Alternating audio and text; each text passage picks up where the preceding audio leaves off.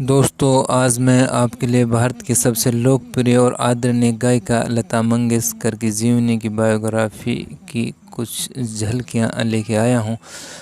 भारत रत्न लता मंगेशकर भारत की सबसे लोकप्रिय और आदरणीय गायिका हैं, जिनका 6 दशकों का कार्यकाल उपलब्धियों से भरा पड़ा है, जिनकी आवाज़ ने 6 दशकों से भी ज़्यादा संगीत की दुनिया को सुरों से नवाजा है।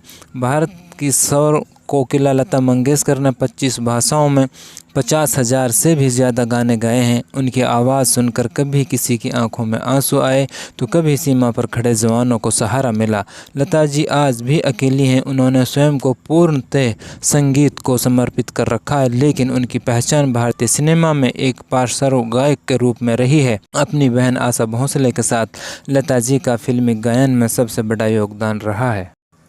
पृष्ठभूमि: कुमारी लता दीनानाथ मंगेशकर का जन्म 28 सितंबर 1929 को इंदौर, मध्य प्रदेश में हुआ था। उनके पिता दीनानाथ मंगेशकर एक कुशल रंगमंची गायक थे। दीनानाथ जी ने लता को तब से संगीत सिखाना शुरू किया जब वो 5 साल की थी।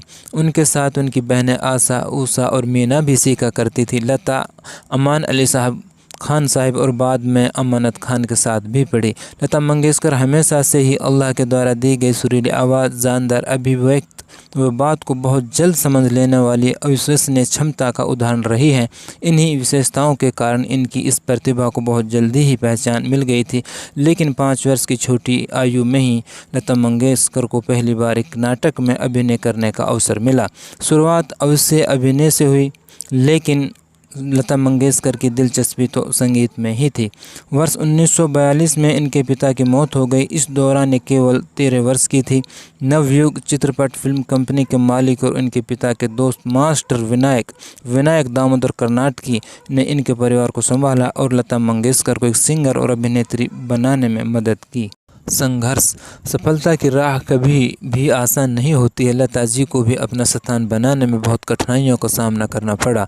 कई संगीतकारों ने तो लता मंगेशकर को शुरू में पतली आवाज़ के कारण काम देने से साफ मना कर दिया था। उस समय की प्रसिद्ध पार्श्व गायिका नूरजहां के साथ लता जी की तुलना की जाती थी, लेकिन धीरे धीरे अपनी लगन और प्रतिभा के बल पर आपको काम मिलने लगा। लता जी की अद्भुत कामयाबी ने लता जी को फिल्मी जगत की सबसे मजबूत महिला बना दिया था। कैरियर: लता जी को सर्वाधिक गीत रिकॉर्ड करने का भी गौरव प्राप्त है। फिल्मी गीतों के अतिरिक्त आपने गैर फिल्मी गीत भी बहुत खूबी के साथ गाए हैं। लता जी की प्रतिभा को पहचान मिली सन 1947 में, जब फिल्म आपकी सेवा में उन्हें एक गीत गाने का मौका मिला। इस गीत के बाद तो आपको फिल्म जगत में एक पहचान मिल गई और एक के बाद एक कई गीत गाने का मौका मिला। इनमें से कुछ प्रसिद्ध गीतों का उल्लेख करना यहाँ अप्रासंगिक न होगा।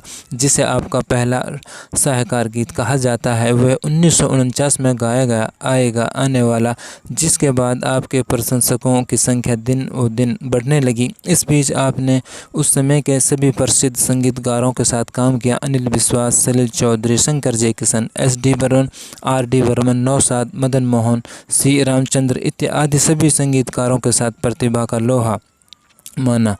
लता जी ने 2 आंखें बारह हाथ, 2 बीघा ज़मीन, मदर इंडिया, मुगले आजम आदि महान फिल्मों में गाने गाए हैं। आपने महल, बरसात, एक थी लड़की, बड़ी बहन आदि फिल्मों में अपनी आवाज़ के जादू से इन फिल्मों की लोकप्रियता में 4 चांद लगाए। इस दौरान आपके कुछ प्रसिद्ध गीत थे: ओ सजना, बरखा बहार आई, फिल्म फ़र्क 1960, आज़ारे परदेसी, फिल्म मधुमती 1958, इतना ना मुझसे तू प्यार बढ़ा, फिल्म छाया 1961, अल्लाह तेरा नाम, फिल्म हम दोनों 1961, एहसान तेरा होगा मुझ पर, फिल्म जंगली 1961, ये समा, फिल्म जब जब फूल खिले 1965 इत्यादि।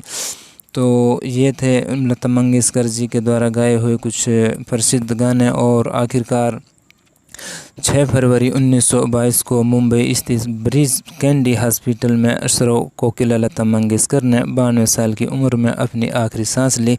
तो दोस्तों, ये थी लता मंगेशकर की बायोग्राफी की एक छोटी सी झलकी। आप लोगों को कैसी लगी कमेंट्स में बताना। और अगर अभी आप लोगों ने मेरा चैनल सब्सक्राइब नहीं किया है तो मेरे चैनल को सब्सक्राइब कर लें और बेल के आइकन को भी प्रेस कर लें, ताकि इसी तरह के आने वाले वीडियोज़ के नोटिफिकेशन आपको मिल सकें। और लता मंगेशकर की बायोग्राफी से जुड़ी हुई कुछ झलकियाँ हम आप लोगों को अगली किसी और वीडियो में बताएंगे।